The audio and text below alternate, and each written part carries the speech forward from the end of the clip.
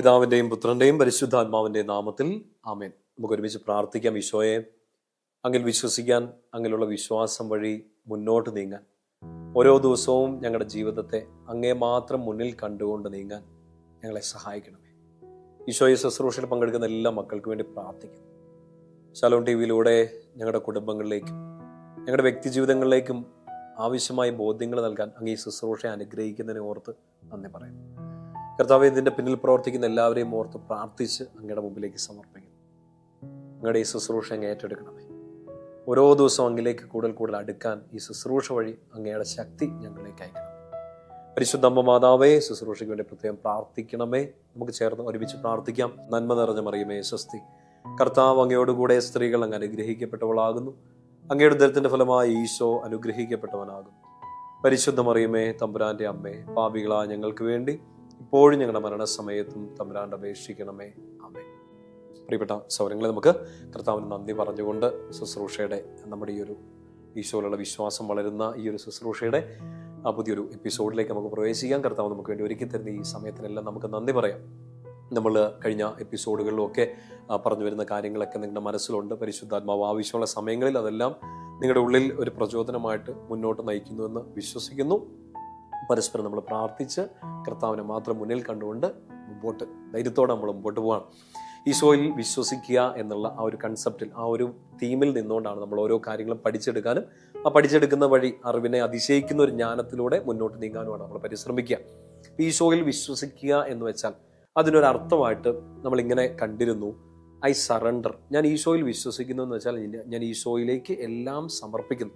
ദൈവത്തിൽ വിശ്വസിക്കുന്നു എന്ന് പറയുമ്പോൾ ആ വ്യക്തി ആളുടെ ബുദ്ധിയും ചിന്തകളും ജീവിതവും മനസ്സും പൂർണ്ണമായിട്ട് ടോട്ടലി ഈശോയ്ക്ക് സറണ്ടർ ചെയ്യുന്നു. ഇങ്ങനൊരു ചിന്തയാണ് നമുക്ക് നമ്മുടെ ഉള്ളിലോട്ട് സഭയിലുള്ള ബോധ്യങ്ങളിലൂടെ നമുക്ക് കിട്ടിക്കൊണ്ടിരിക്കുന്നത്.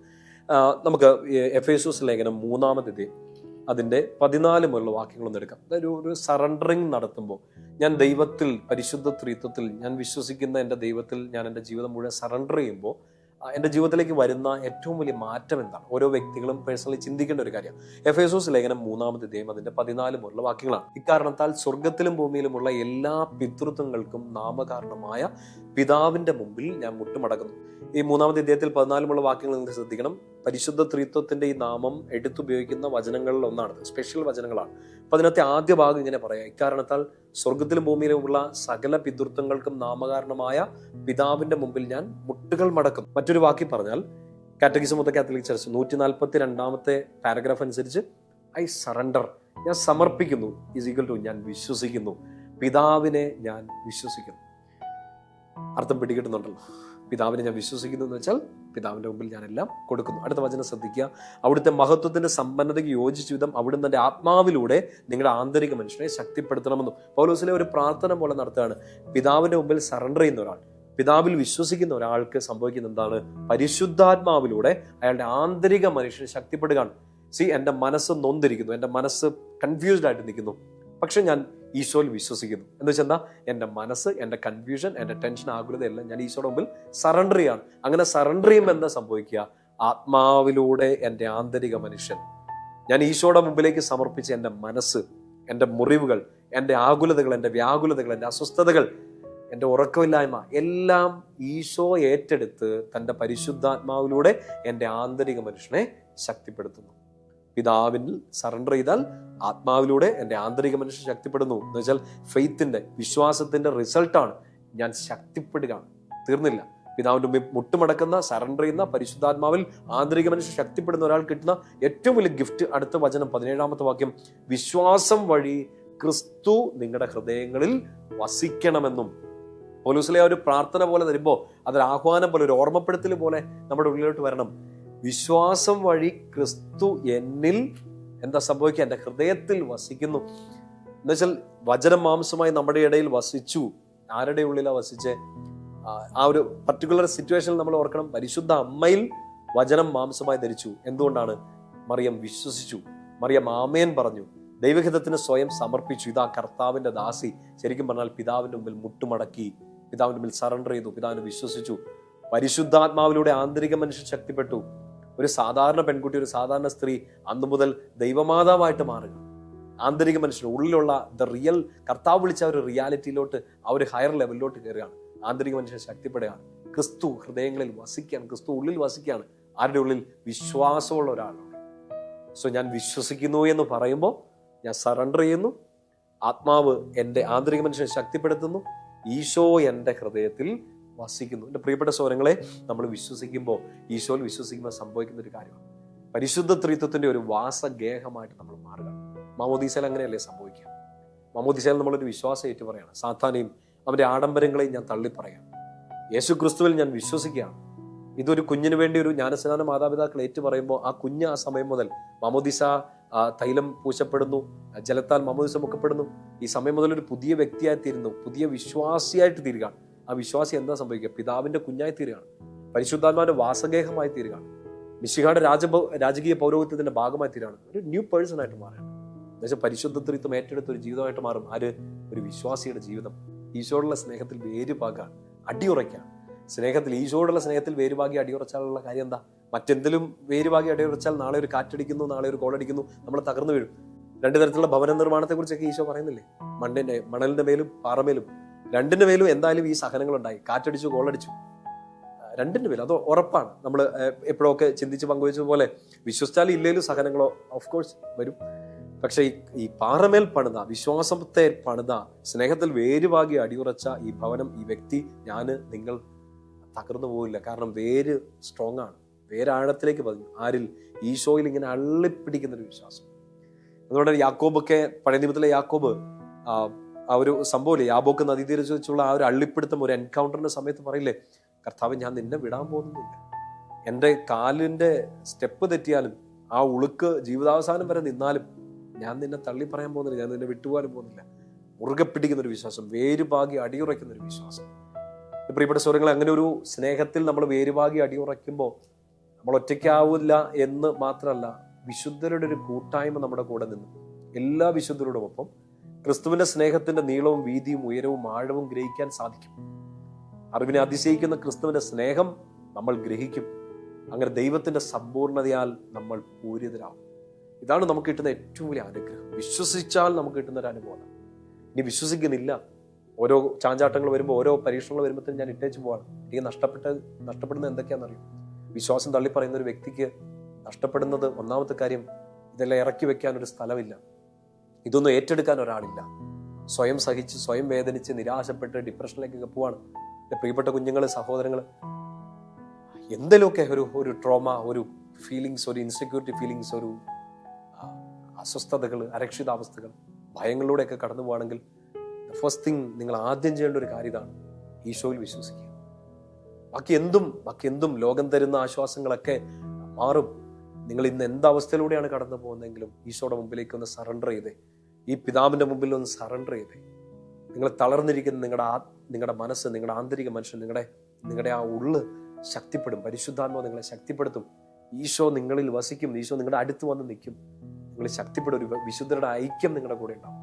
പേരുപാകി അടിയുറയ്ക്കും. പിന്നെ നാളെ എന്ത് ഡിപ്രഷൻ, എന്ത് ട്രോമ, എന്ത് കെട്ട കാലം, എന്ത് കഴിഞ്ഞ കാലത്തിന്റെ ചീഞ്ഞ ഓർമ്മകൾ എന്ത് വന്നാലും നമ്മൾ പിടിച്ചു നിൽക്കും.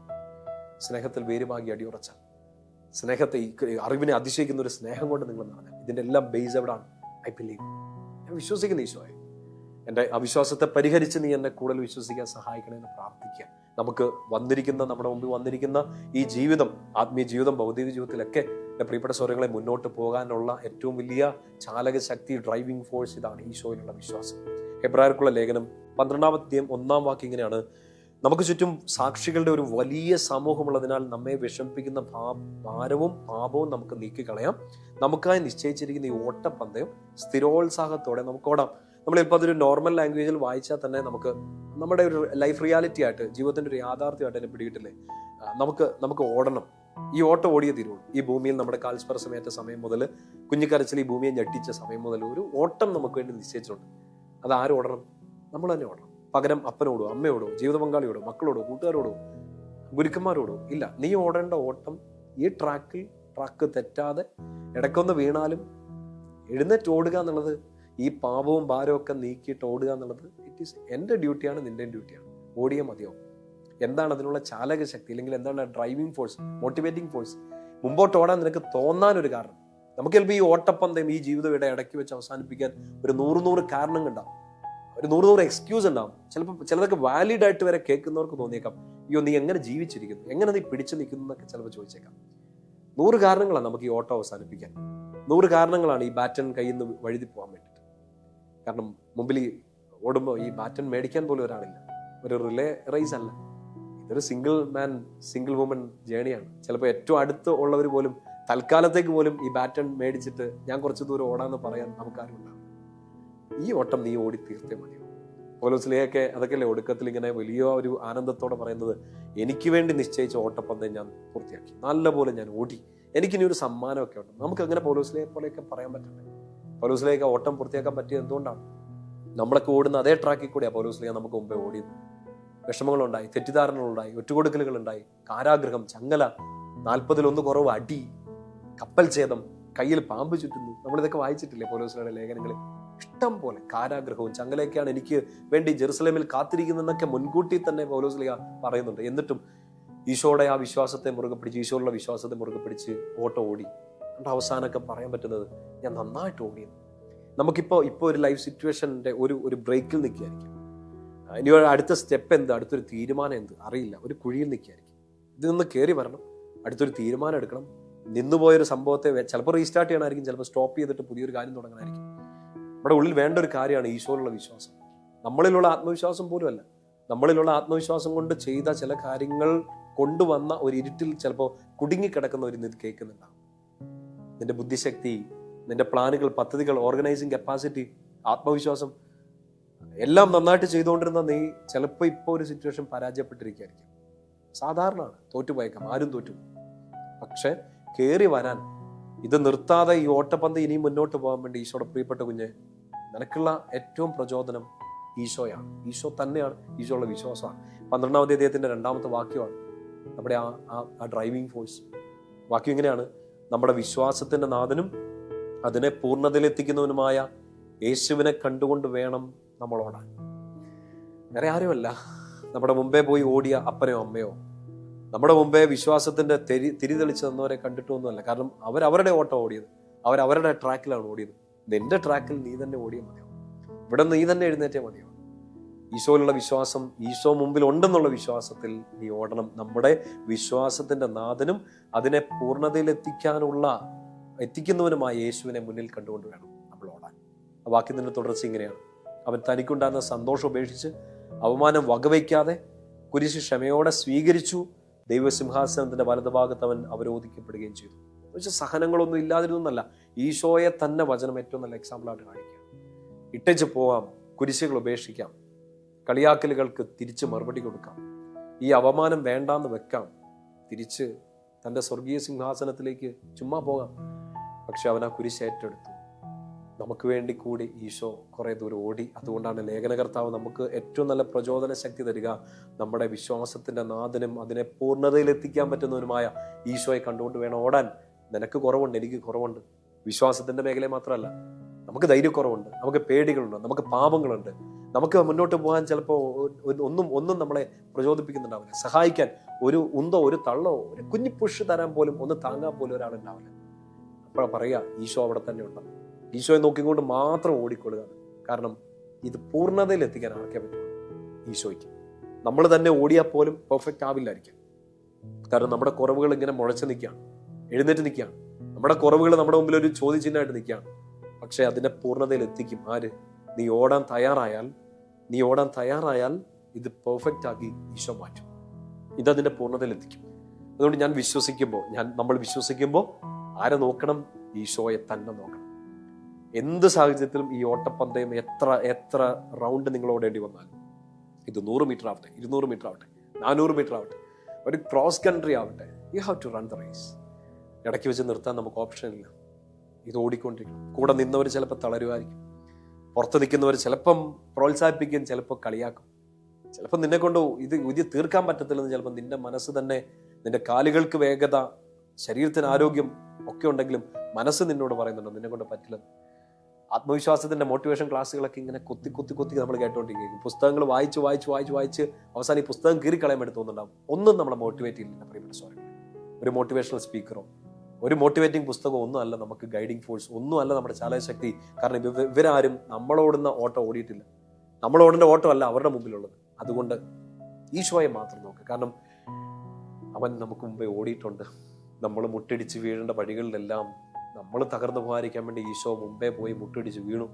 നമുക്ക് താങ്ങാൻ പറ്റാത്ത കുരിശിന്റെ ഭാരമൊക്കെ ഉണ്ടെന്ന് നന്നായിട്ട് അറിയാവുന്നതുകൊണ്ട് ആ കുരിശിന്റെ ഒരറ്റത്ത് ഈശോ പിടിച്ച് മറ്റേ അറ്റം മാത്രമേ നമ്മുടെ കയ്യിലിട്ട് തന്നുള്ളൂ. നമ്മൾ കളിയാക്കപ്പെടുമ്പോൾ, നമ്മൾ ചെയ്യാത്ത കുറ്റം നമ്മുടെ മേൽ ആരോഗ്യപ്പെടുമ്പോൾ നമ്മൾ ആത്മഹത്യ ചെയ്യാനുള്ള സാധ്യത ഉള്ളത് കൊണ്ട് ഈ കുറ്റാരോപണങ്ങളും കളിയാക്കലുകളും എല്ലാം ഏറ്റെടുത്തുകൊണ്ട് മരണം സ്വയം സ്വീകരിച്ച് കുരിശിന്റെ മുകളിൽ വിജയശ്രീലാളിതനായിട്ട് കർത്താവ് നിൽപ്പുണ്ട്. നിന്റെ വിശ്വാസം ചോദ്യം ചെയ്യപ്പെടുമ്പോഴും ഉത്തരമായിട്ട് കുരിശിൽ നെളുകയും കുറുകയും ഒരു ഉത്തരമായിട്ട് നീണ്ട ഒരു മുറിവായിട്ട് ഈശോ കിടപ്പുണ്ട്.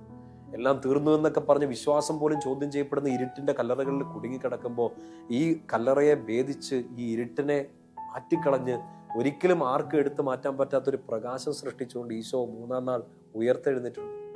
ആ വിശ്വാസത്തിന്റെ ബേസ് കാര്യങ്ങളായതൊക്കെ. അതുകൊണ്ട് വേറെ ആരെയും നമുക്ക് നോക്കേണ്ടതില്ല, ഒരാളെയും നോക്കേണ്ടതില്ല. ഇന്ന് വെളിച്ചം തരുന്നവർ നാളെ ചിലപ്പോൾ ഫ്യൂസ് ആവും. ഇന്ന് ഇത്രയും നേരം വെട്ടമായിട്ട് നിന്നവർ നാളെ ചിലപ്പോൾ ഒരു കരിന്തിരിയായിട്ട് കത്തും. പക്ഷെ അപ്പോഴും നീതി സൂര്യൻ ഉദിച്ചു നിൽക്കുകയാണ്. എല്ലാവരെയും പ്രകാശിപ്പിക്കുന്ന യഥാർത്ഥ പ്രകാശം ഭൂമിയിലേക്ക് വരാനിരിക്കുന്നു.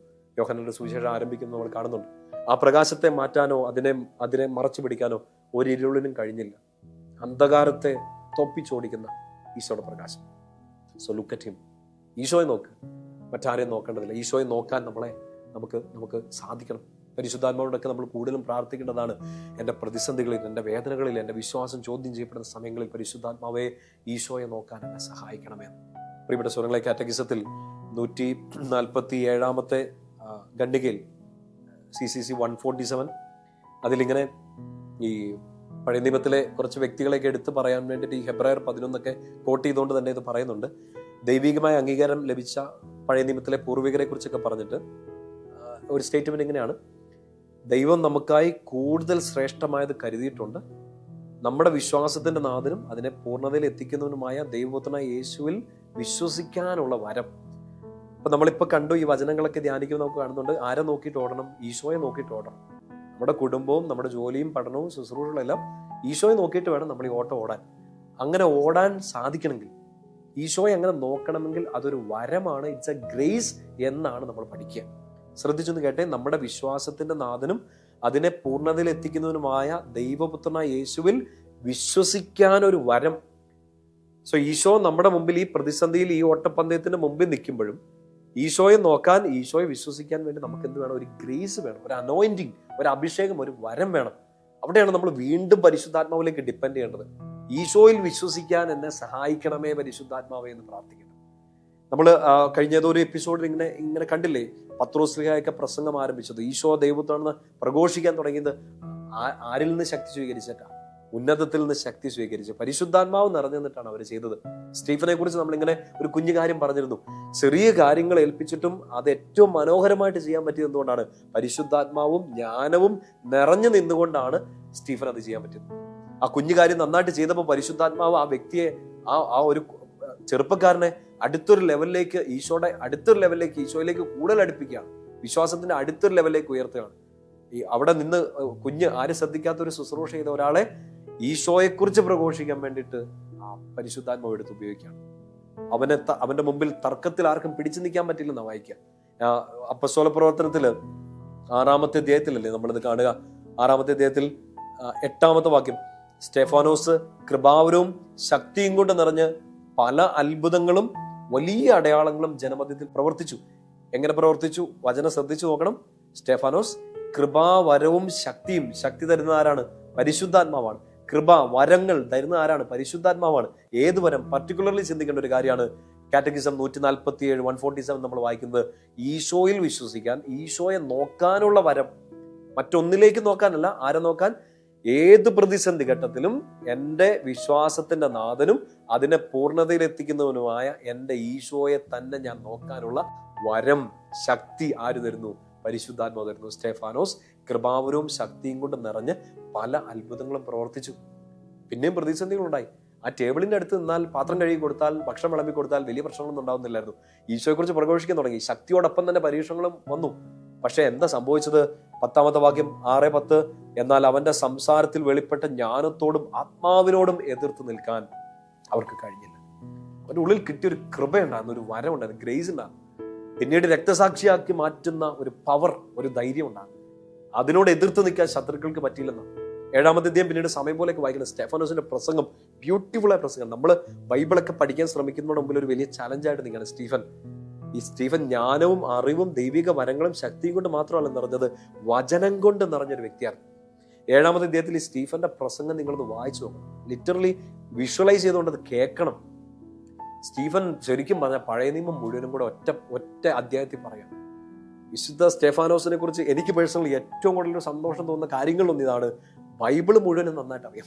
നമ്മുടെ മുമ്പിൽ അസൂയാവഹമായ രീതിയിൽ ഒരു പ്രസംഗം നടത്തുകയാണ് സ്റ്റീഫൻ. ഈശോയെ നോക്കാൻ വേണ്ടിയിട്ട്, ഈശോയിലേക്ക് മറ്റുള്ളവർ നോക്കാൻ വേണ്ടിയിട്ട് സ്റ്റീഫൻ ഇങ്ങനെ പ്രസംഗിച്ച് ഈശോയിലേക്ക് ഇങ്ങനെ എത്തിക്കുകയാണ്.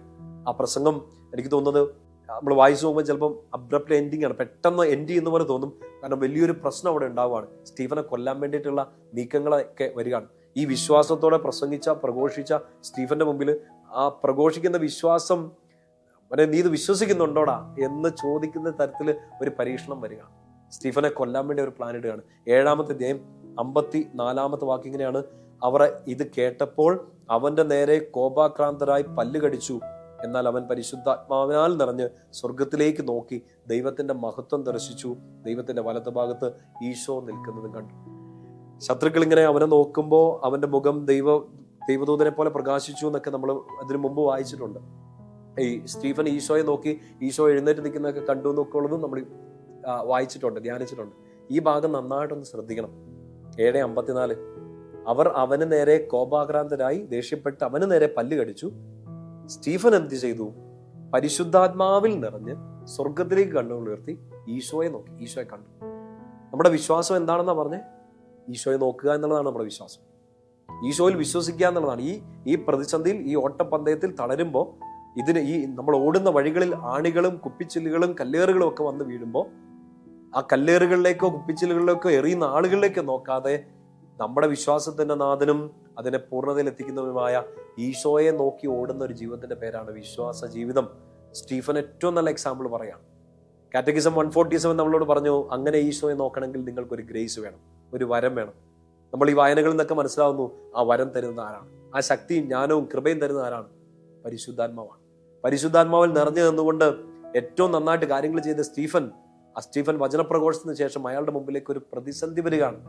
സ്വന്തം ചോര ഇറ്റിറ്റ് വീഴുന്ന രീതിയിലുള്ള ഒരു പ്രതിസന്ധി. അവന് നേരെ പല്ലിറുമി. എന്റെ പ്രിയപ്പെട്ട സോരങ്ങളെ, ഈശോയുടെ കുഞ്ഞിനെ ഈ ഓട്ടം ഇവിടെ വെച്ച് നിർത്താൻ വേണ്ടി 100 കാരണങ്ങൾ ഉണ്ടാകാം. മുമ്പോട്ട് ഓടാൻ ഒറ്റ കാരണമേ ഉള്ളൂ, ഈശോ മുമ്പിലുണ്ടെന്നുള്ളത്. ഇപ്പോ 100 പേര് നിനക്കെതിരെ നിന്ന് പല്ലിറുമ്പോ, ഒരു 50 പേര് നിന്റെ നാശം ആഗ്രഹിക്കുന്നു, ഒരു 10 പേര് നിന്റെ ചുറ്റും നിന്ന് കുഴി വെട്ടുമ്പോൾ, നീ ഒത്തിരി അധികം വിശ്വസിച്ച ഒരാൾ നിന്നെ തള്ളി ആ കുഴിയിലോട്ട് ഇടുമ്പോൾ, ഈ കുഴിയിലേക്കോ തള്ളുന്ന ഒരാളിലേക്കോ കുഴിവെട്ടുന്ന 10 പേരിലേക്കോ നാശം ആഗ്രഹിക്കുന്ന 50 പേരിലേക്കോ ശപിക്കുന്ന 100 പേരിലേക്കോ അല്ല നോക്കേണ്ടത്, ഈശോയെ തന്നെ നോക്കുക. അങ്ങനെ നോക്കണമെങ്കിൽ പരിശുദ്ധാത്മാവേ ശക്തിപ്പെടുത്തണമേ എന്ന് നിരന്തരം പ്രാർത്ഥിക്കുക. ഇല്ലെങ്കിൽ കുഞ്ഞു ജീവിതമല്ലേ മക്കളെ നമ്മുടേത്. നമുക്ക് സ്ട്രഗിൾസ് വരില്ലേ? നമ്മുടെ കോളേജുകളിൽ, നമ്മുടെ ഹോസ്റ്റലുകളിൽ, നമ്മുടെ വീട്ടിൽ വരില്ലേ സ്ട്രഗിൾസ്? നമ്മൾ ഒരു പ്ലേ ഗ്രൗണ്ടിൽ ഇറങ്ങുമ്പോൾ വരില്ലേ സ്ട്രഗിൾസ്? നിങ്ങൾ ചുമ്മാ വിനോദത്തിന് വേണ്ടി പോകുന്ന ഇടങ്ങളിൽ വരില്ലേ നിങ്ങൾക്ക് പരീക്ഷണങ്ങൾ? നിങ്ങൾ പ്രാർത്ഥിക്കാൻ പോകുന്ന സ്ഥലങ്ങളിൽ വരില്ലേ പരീക്ഷണങ്ങൾ? അതില്ലാത്തൊരു ജീവിതമില്ല. അവസാനത്തെ ഒരു മൺതരി, ഒരു കുന്തിരിക്കം നിങ്ങളുടെ മേലേക്ക് പ്രാർത്ഥിച്ചിടുന്ന ഒരു സമയം വരെ എൻ്റെ മേലും നിങ്ങളുടെ മേലും ഒക്കെ സഹനങ്ങൾ വരില്ലേ? അതിനിടയ്ക്ക് നമുക്ക് അങ്ങോട്ടും ഇങ്ങോട്ടും നോക്കിയിരിക്കാൻ നേരമില്ല. ആരാ പല്ലിറുന്നേ? ആരാ തുറിച്ചു നോക്കുന്നേ? ആരാ ചീത്ത പറയുന്നേ? ആരാ എനിക്കെതിരെ ഗൂഢാലോചന നടത്തുന്നേ?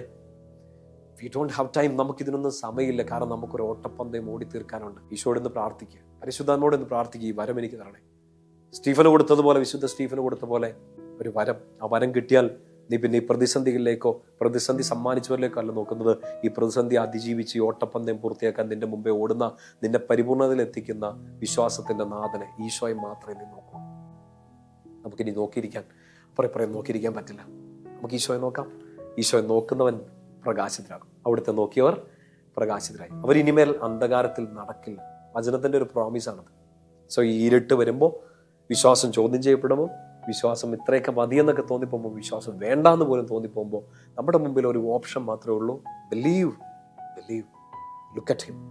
ഈശോയെ നോക്കുക, സറണ്ടർ ചെയ്യുക, യാത്ര തുടരുക, സ്നേഹത്തിൽ വേര് പാകി അടിയുറച്ച് ആ സ്നേഹത്തിൽ നിന്ന് ശക്തി സ്വീകരിച്ച് വിശുദ്ധരുടെ ഐക്യത്തിൽ കൂട്ടായ്മയിൽ നമുക്കുള്ള പാപവും ഭാരവും എല്ലാം ഒഴിവാക്കി നമ്മുടെ ഓട്ടപ്പന്തയം നമുക്ക് പൂർത്തിയാക്കാം. അതിനുള്ള സഹായം കർത്താവ് നമുക്ക് തരും. വരം പരിശുദ്ധാത്മാവ് തരും. വിശ്വാസത്തിൽ അടിയുറച്ച് ഓരോ സ്റ്റെപ്പും മുന്നോട്ട് നീങ്ങാൻ കർത്താവ് സഹായിക്കട്ടെ. നമുക്ക് പരസ്പരം പ്രാർത്ഥിക്കാം. ഈശോയുടെ നാമത്തിൽ എല്ലാ സ്നേഹവും അനുഗ്രഹങ്ങളും നിങ്ങൾക്ക് നേരുന്നു. പിതാവിൻ്റെയും പുത്രന്റെയും പരിശുദ്ധാത്മാവിൻ്റെയും നാമത്തിൽ ആമേൻ.